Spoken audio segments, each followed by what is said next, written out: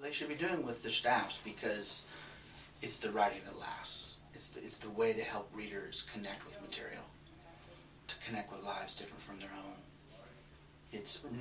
Narrative is kind of a fancy word for a good story that transports the reader inside another experience. That's what narrative does. It transports us.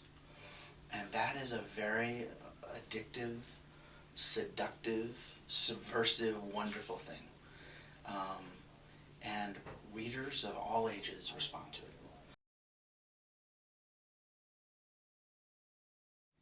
A good place to start, believe it or not, is the sports section.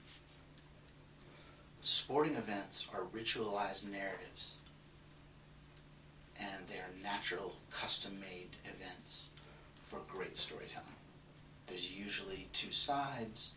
There's usually someone who clearly wins and clearly loses. There's good guys and bad guys. There's ups and downs. I mean, sports is a very, very useful place to start thinking about the power of narrative. Well, I think if you can even devote 15 minutes or an hour to watch, just observing somebody with immersion reporting, if you're profiling a teacher, watching him or her teach, if you're writing about a coach, watching him or her coach,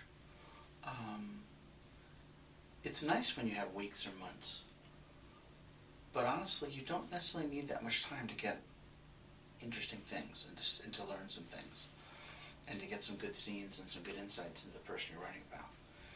If you have a very limited window, then you're probably not going to have room for that much. So I actually think you can learn, it's really valuable just to spend 15 minutes, half an hour, an hour.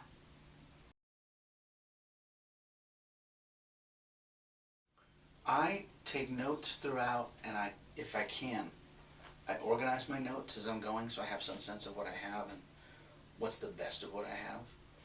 But I find it very hard to write until I'm finished with my primary reporting. Because I don't really know yet what the story is.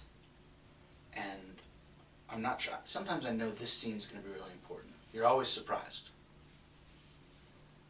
I think it's good to have some ideas or theories, but honestly, life confounds our theories and is usually much more beautifully complex and messy than our theories.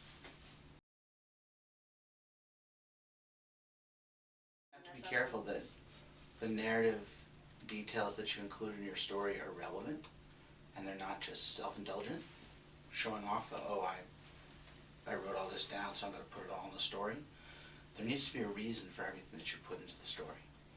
Two common traps that student journalists can run into is they want to write about their friends, and they're worried about writing anything that makes their school look bad.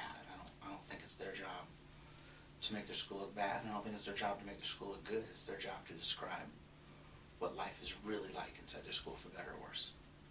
When in doubt, be straight. That's one of my pieces of advice to young reporters is be straight with your sources. Tell them exactly why you're doing whatever you're doing and why you're doing it and why you think it matters and why you're hoping that they'll talk to you.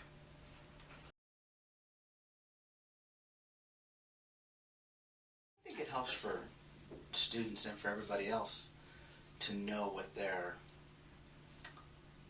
baggage is. Because like if I'm going to write about the principal, it helps for me to know, okay, Tom, you've got this issue with principals and with authority figures, and you need to put it aside. If I start off disliking the principal, it's not going to go well for the story or for the reader or for anybody. So it's useful to know what attitudes you have and to try to neutralize them.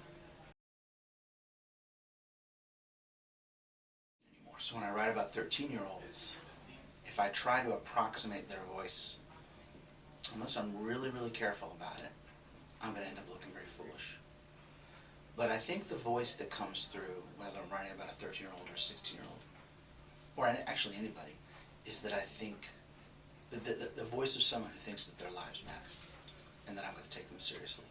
Not reverently or not accept everything they say at face value or agree with everything that they say or do, but that I think what they do matters and that their lives really count and are worth paying attention to.